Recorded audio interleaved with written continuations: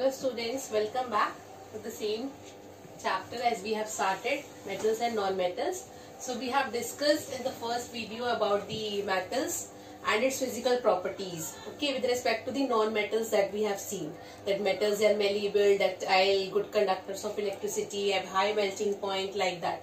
Fine. So those were the physical properties. Now today we are going to discuss about its chemical properties. Okay, so let's see chemical properties of metal. So first is reaction with, let's see the summary first, oxygen, then reaction with water. Okay, reaction with oxygen, it forms oxides. Reaction with water forms hydroxides. Third is reaction with acids, dilute acids, form salts. Then reaction with solution of metal. Okay, that also it forms solution of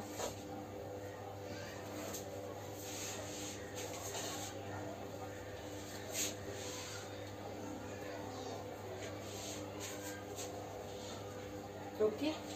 So here you will find the solution of more reactive metal.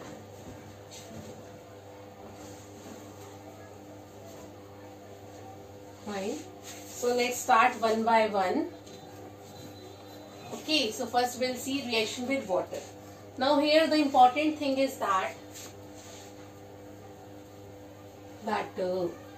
on the basis of the reactivity of the metal reacts accordingly. Like few metals, they are very reactive, few are less reactive, few do not react, few are inert. Fine. So let's see on the basis of the reactivity, and we will discuss reactivity series also, but we have also seen in the chapter 1 acid, bases and salts. Okay, in that chapter also we have seen. So when metal react with oxygen, it forms metal oxide. Okay, it forms metal oxide. So we'll write in the form of that. So metal, then oxygen. Fine. Either MO2 or M2O. Two types of oxides are possible. So these are the oxides which gets formed. Okay. So for example, like say sodium reacts with oxygen, gives you sodium oxide. Okay, it depends upon the valency of the metal. Is it balanced now? Fine. Then let's say magnesium reacts with oxygen, it forms magnesium oxide. Fine. Similarly, aluminium reacts with oxygen, forms aluminium oxide.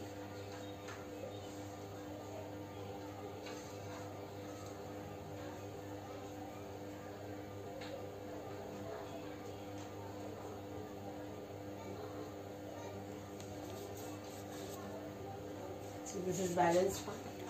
Okay, similarly, zinc reacts with oxygen, forms zinc oxide.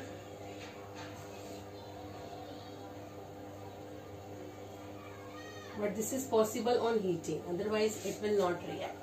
Fine. So this is a reaction of metal with the oxygen. They are forming their corresponding oxides. Fine. So let's see their reactivity.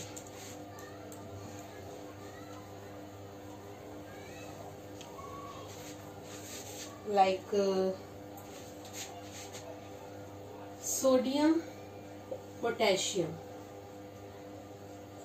do not come in contact with air as they are very reactive. Reactive in nature, therefore stored in kerosene. This you already know. Fine. Then next is magnesium, aluminium, lead, zinc. Okay, magnesium, aluminium, lead and zinc, they are covered with a thin layer of their oxide, with a thin layer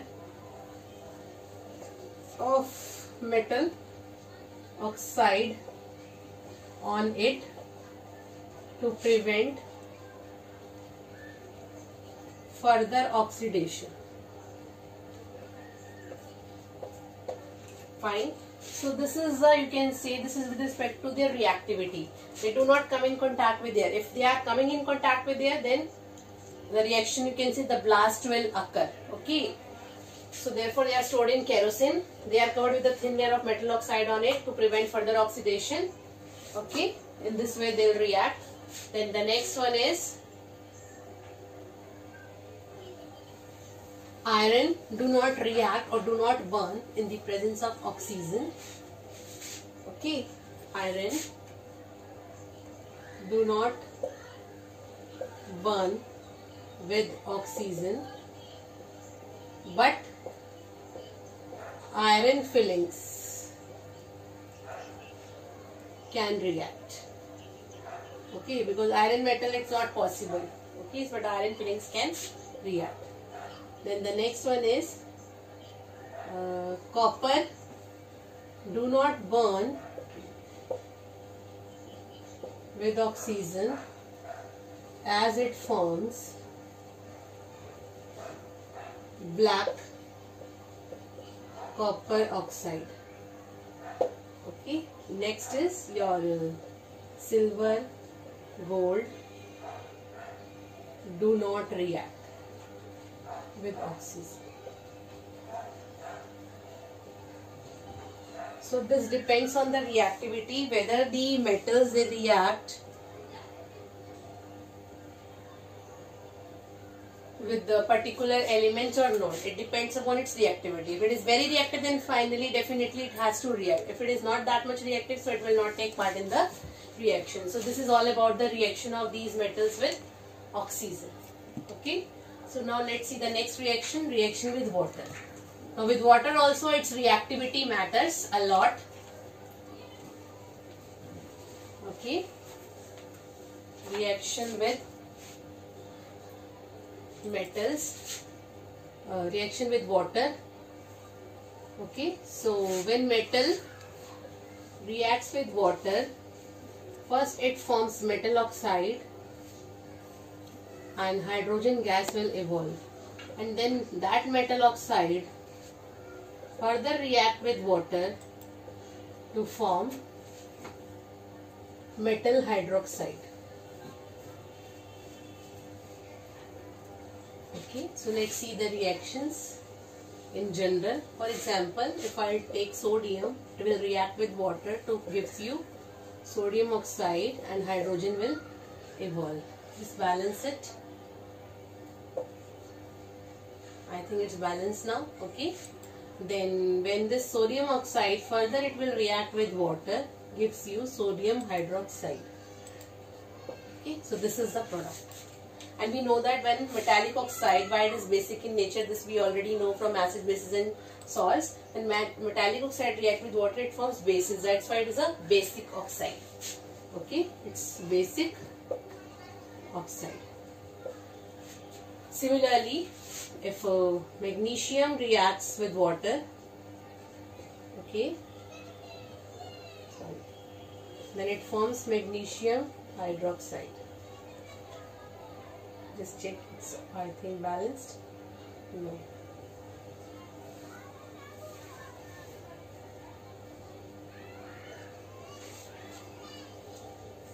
Okay, it's balanced. Fine. So in this way, these metals react with water. Now we'll see the reactivity, that these metals they will react with the under cold condition or under hot condition, or again further or increasing temperature. Because if the thing is that what you have to keep in mind, if the metal is very reactive, then no, you can say it will react immediately without like considering it's at room temperature, it will react. But if the metal is not that much reactive, fine. So it means we have to apply conditions of high temperature, pressure, so that that metal can react with the particular element. Fine. So accordingly, on the basis of the reactivity, will provide that condition. Okay. So very reactive metals, they do not require any condition. So let's see in the form of flow chart. Reaction with water. Okay. So here metals.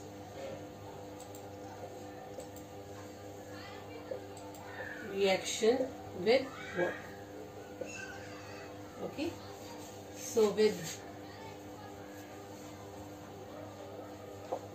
cold water, under cold condition, immediately sodium, potassium and calcium will combine. Immediately they will combine because they are reactive metals. Fine. Then with hot water, magnesium will combine. Magnesium reacts with hot water. Fine. Then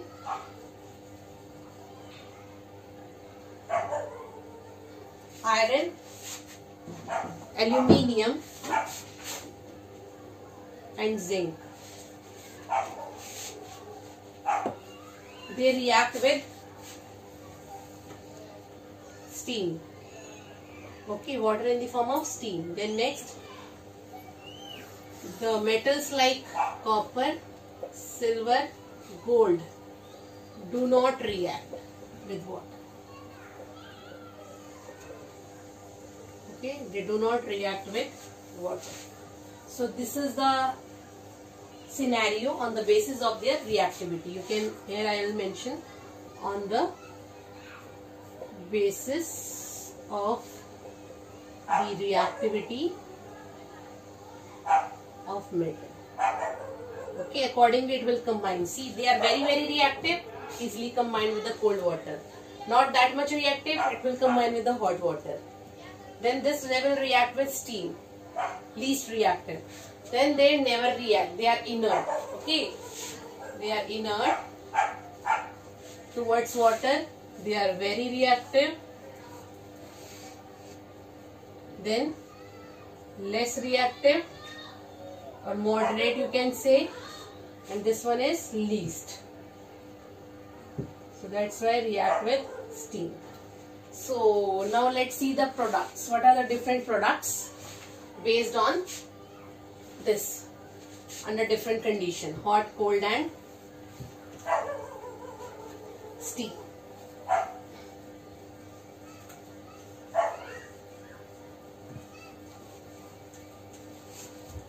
Okay. So with sodium and magnesium we have already seen. Fine. With sodium and magnesium we have already seen. So let's see with iron. Iron when react with water, that is in the form of steam. So I am writing gaseous form here and this is solid form.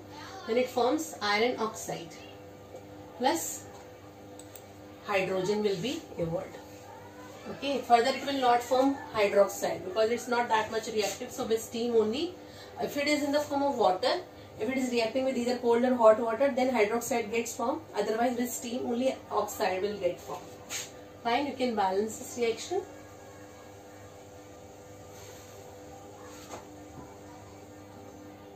Three oxygen here, 3 if I put, then 2, 6, 3 hydrogen. I think now it's balanced. Fine, similarly, aluminium can react with water, it also forms aluminium oxide plus hydrogen. So balance it. Fine, so these are the reactions. Okay. So what is the conclusion here? That with cold and hot water, what is the product? Hydroxide gets formed. And with steam, only steam, that is only with steam in the form of water, that is gaseous form, only oxide gets formed. So this is the difference. Okay, fine. So I hope you will be able to write down the product. See, here so many reactions you have to study, so no need to learn or no need to mug up any reaction.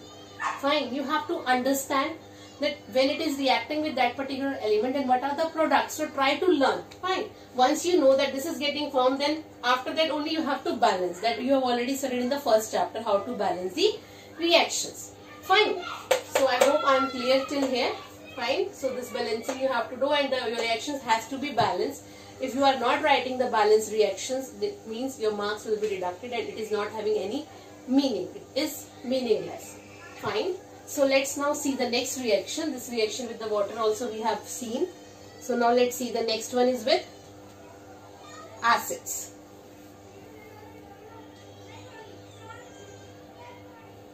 Okay, with acids. And here one more point I would like to add here only, that metals like, you just note that point, that metals like magnesium and calcium, this is note point, that calcium and magnesium,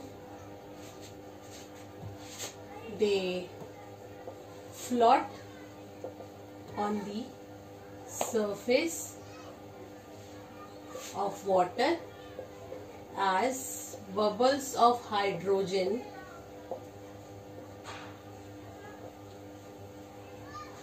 gets stick to them. Fine, this is a note point. Okay, so you will find, it's one of the question also, that they just float on the surface of the water as bubbles of hydrogen get stick to them. Then the next reaction is with acids. Reaction with dilute acids. Here also reactivity matters a lot. So acids like sodium, when it reacts with acid, it forms NaCl plus water. No water, sorry, where water will come. Hydrogen gas will evolve. Okay, you can balance this reaction.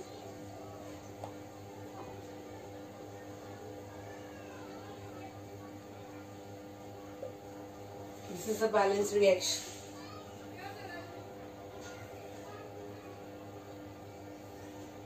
Fine.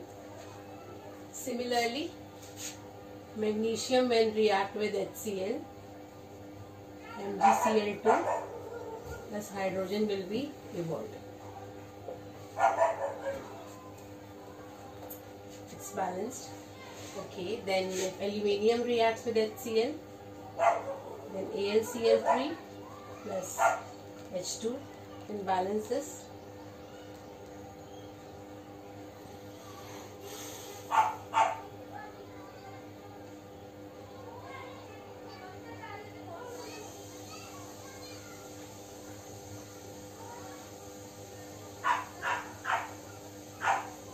This is the balanced one. Fine. They can also react with dilute HCl. Zinc, when react with dilute HCl, it produces ZnSO4 plus hydrogen will be evolved. Okay. So this is the reaction of metal with dilute acids. Fine. So this we have seen in the acid, bases and salts also, that when acid react with metal, salt and hydrogen gets formed. That salt of that same metal. Fine. So in general, what is the reaction?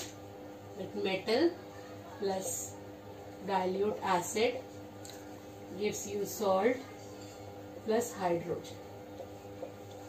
Fine. Here also just make note point that metals like copper, mercury, silver, etc., they do not react with dilute acids. Fine. Okay.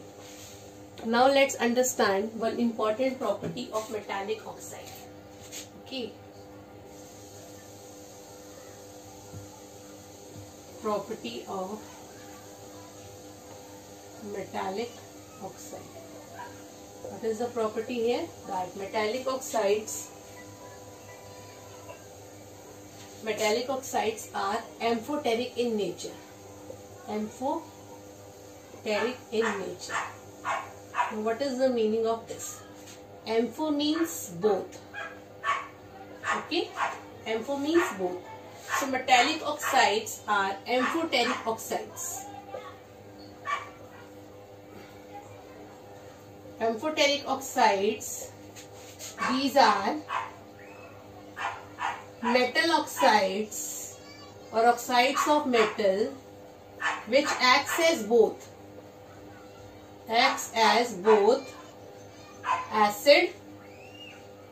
as well as base. Okay, these are the metal oxides. These are the metal oxides which acts as both acid as well as base. So those metallic oxides are known as amphoteric oxides, and the metals, they are known as amphoteric in nature. Okay, for example, you can say example is aluminium, zinc. They are amphoteric metal. Okay, they are amphoteric in nature and their oxides are amphoteric oxides. So let's see how will you prove that these are amphoteric oxide, and this is very important. Amphoteric oxide, direct question will come. Find that, name the metallic oxide which acts as both acid as well as base. So then you have to name it. What are amphoteric oxide? Give examples. Okay, so let's see. So the example of amphoteric oxide is, one is your aluminium oxide, then zinc oxide, etc. So these two you have to study. So let's take, if aluminium oxide react with HCl, then what will happen? If aluminium oxide react with base, then what will happen? Fine. So if we are saying it is acting as an acid, fine, it means second species will have as a base. So if we are reacting with acid, so it means now it will act as a base here. And we know that acid base reaction, that when acid reacts with base, gives you salt plus water. So this only we have to apply. It's a simple acid base reaction. Fine. Here if we are reacting with base, so it means aluminium oxide, now it acts as an acid. So this is the meaning, acts as both. So let's see, if it is reacting with HCl, it forms aluminium chloride and then water gets formed. You just balance the reaction.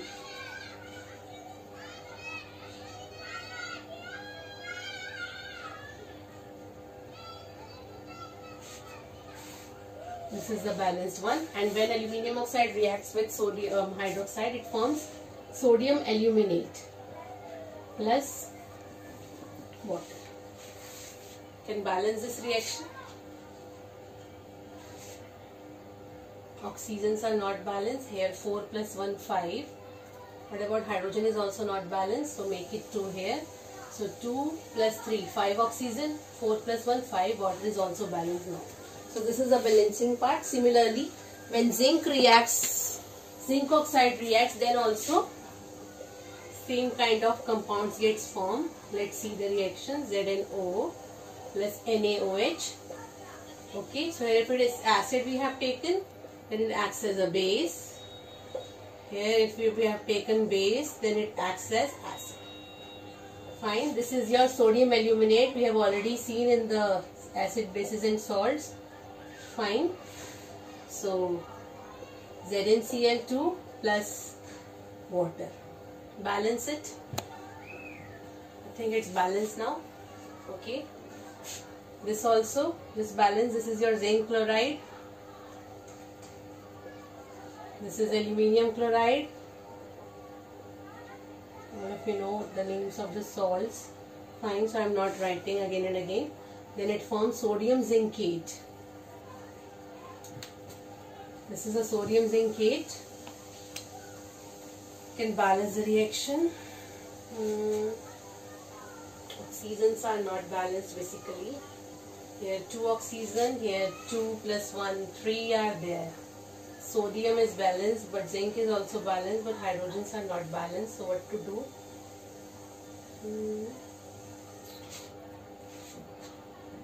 Okay, oxygen is also balanced. Fine, it's balanced. 2 plus 1, 3, 2 plus 1, 3, it's balanced. So this is known as sodium zincate. Okay, because this is the zincate ion is involved here. ZnO2 2 minus. This is a zincate ion. Fine. And here the aluminate ion is there.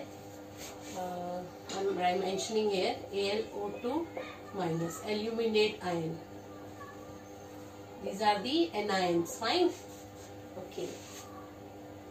So this is about the amphoteric nature. Very, very important. All these reactions are very, very important. Again, I am telling you what is amphoteric oxide. Amphoteric oxide is that oxide, that metallic oxide. Okay, see, non-metallic oxide, they cannot act as both acid as well as a base. Fine. So only metallic oxide can act as an acid as well as a base. So that oxide is known as amphoteric oxide. So that's why particularly we are mentioning amphoteric oxides are the metallic oxides. Okay. Now let's see the last property of metals.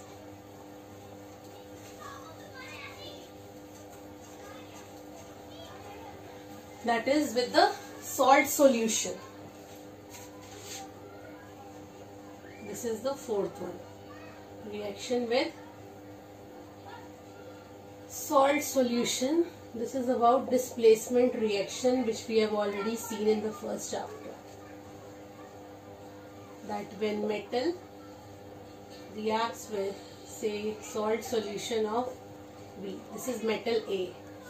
Okay, when it reacts with salt solution of B, then what gets formed? Salt solution of their metal B. Salt solution of metal A plus metal B gets formed. See, here why the reaction is taking place? Because metal A is here more reactive. Here it is less reactive. That's why the reaction is possible. Otherwise, the reaction is not possible. Fine. Let's take the example. Iron reacts with copper sulfate. This is aqueous. I am writing their states as well. This is blue in color. When reaction takes place, we'll get FeSO4. This is green in color, and iron gets formed. Copper gets formed. This gets deposited. Fine, it's a brown colored substance.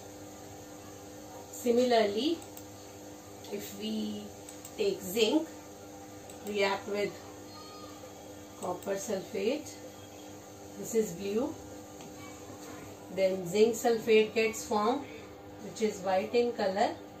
This is aqueous plus copper again, which is brown. So this is about displacement reaction, where it's metal reaction of metal with the another metal, that is of its with its salt solution. Fine. Now how we'll decide the reactivity? That we know with the help of the reactivity series. So let's see the reactivity series. So what is reactivity or activity series? That is a series of the metal, a list of metals arranged in order of their reactivity. Reactivity series. Okay, this is nothing, it's also known as activity series, also known as activity series. Okay, this is nothing, it's a list of metals arranged